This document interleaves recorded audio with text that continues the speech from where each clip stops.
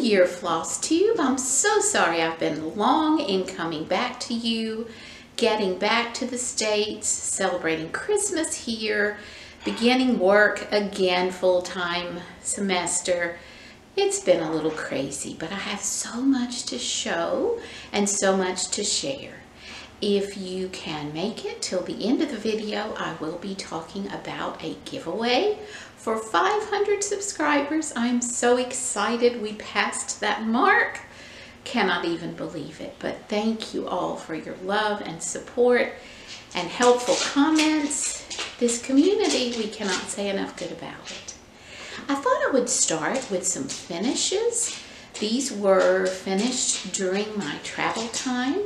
That is one good thing about airplane rides and airport layovers, lots of stitching time.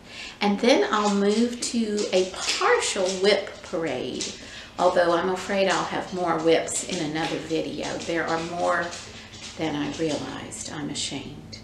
And then the good fun about the giveaway and some stash. Before I begin with my finishes, I want to make a commitment to all of you, which I have made to my husband as well, that I am going to stitch from stash this year. And maybe even next year. I have so much to do. So help me be encouraged to do that. I know a lot of you have committed to do that in years past. It's hard. I admit that it will not be an easy thing to do, but just know that I am going to focus on finishing what I have started and starting the graphs patterns that I already have. We'll see. Okay, I took with me on my trip Lizzie Kate's Flora example treats, these ornaments. So many of you have inspired me to do ornaments again, and I am putting that in this year as my smalls.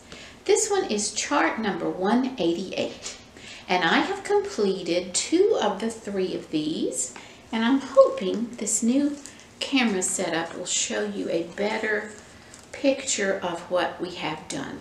This is the Noel piece, done on a linen that is not my favorite, a little less expensive linen, but for an ornament I think it will be adequate.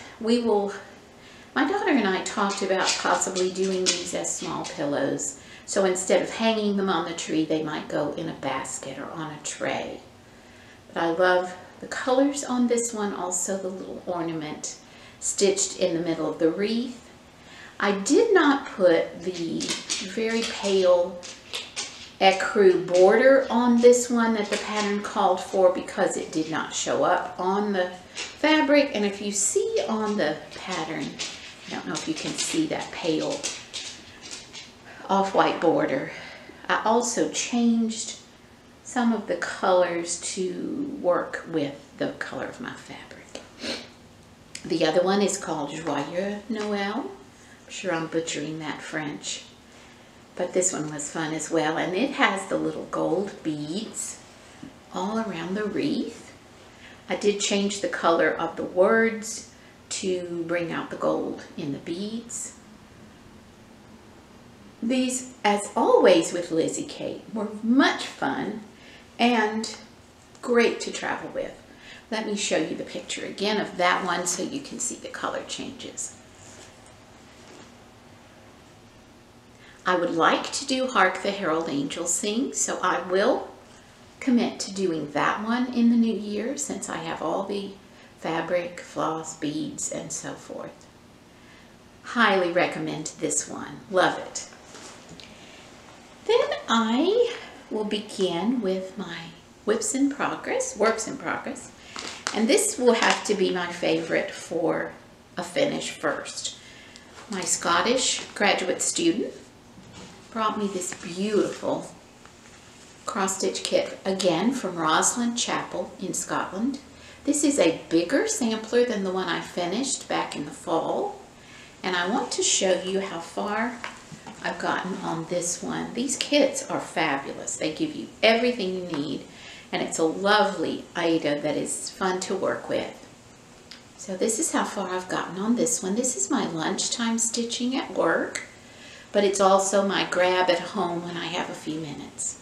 So you can see I finished the chapel, almost finished with the bottom border. There will be one more motif here just like this one, and there will be border here, here, and across. But I'm loving every stitch on this one. And hopefully we will frame the two Rosslyn Chapel pieces to hang together. Let me show you again that pattern, so you, not pattern, that picture, so that you will see what is still to come. I'm wondering if there is any way I can finish this one in January. I would love to. All the emblems represented in the border are pictures of motifs that were carved into the stone of this chapel. And that is why here it says a Bible in stone. Everything in the chapel is carved into stone and is a biblical reference. An amazing, amazing place. So this hopefully will be finished very soon. Now I started a little small that a dear friend had given to me probably a year ago, and I really wanted to stitch it 1/1. This is Little House Needleworks Joy and Peace. I'm not having trouble seeing this piece, but I am having trouble keeping the stitches laying the way I want them to. But I want you to see my start. I'm not sure what this fabric is. It was just given to me. But I love the fact that it's so tiny. I just need to watch a video that shows me how to keep the thread laying properly when it's 1/1 on this kind of fabric. And I know I've seen that video somewhere. But moving forward, another one that can go to work with me for lunchtime stitching, and hopefully have room on the other side for another small. Again, that is Little House Needleworks Joy and Peace. It is Ornament of the Month 2011, my goodness. And this one is number 9. If you look at the way that is finished, it's a little bag. Wouldn't that be cute hanging on the tree? I love that. Now, whips. When I got home and tried to organize what I have accumulated this year, I was embarrassed. So, true confessions, I have start-itis, no question about it. But let me start with the one that my daughter in Scotland is doing, and I have shown you this project before. I do not have the picture. Oh dear, I'm not going to show the pattern. It is Mirabilia Le Nouveau, and if you remember the picture, it is a lady's face and head with butterflies on both sides and a beautiful garden on the top. It was inspired by a visit to Paris by the Mirabilia designer. I don't think you're going to be able to see much, but this is the start that I began when my daughter and I were going to try to do a stitch along, which did not happen.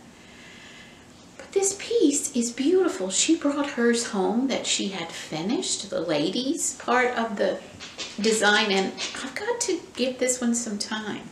It is a very large piece, but I will try to have the picture to show you next time in case you don't remember. It is one of the older Mirabilias, I believe 1999, so definitely one of the older ones.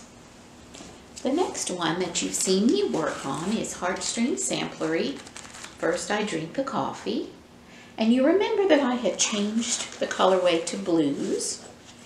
I have not done much more on this at all, but I did come to a decision about my brown lettering. Let me see if I can hold this up for you.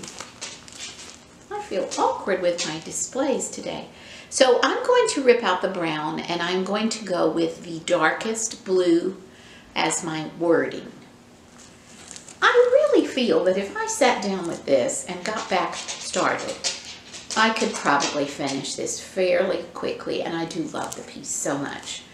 So first order of business, rip out the I drink, put in my wording in the blue, and then finish those Quaker motifs. So hopefully, guys, I'll be showing you a finish with that one. And if you will not love the little project bag that came to me from Kath Kidston, it's a guinea pig with heart-shaped glasses. How can you not love this? So it was a Scottish Christmas present for my dear daughter. So first I drink the coffee, lives in here. You remember my Bucilla Heirloom Collection sampler. This will also be in the list this year. I have done no more on this since you saw it last, but I'll remind you of what we had. Just a few letters. Again, this would work up quickly if I would just have the time and focus on it. And again, I love these colors so much. The blues and the motifs of that sampler.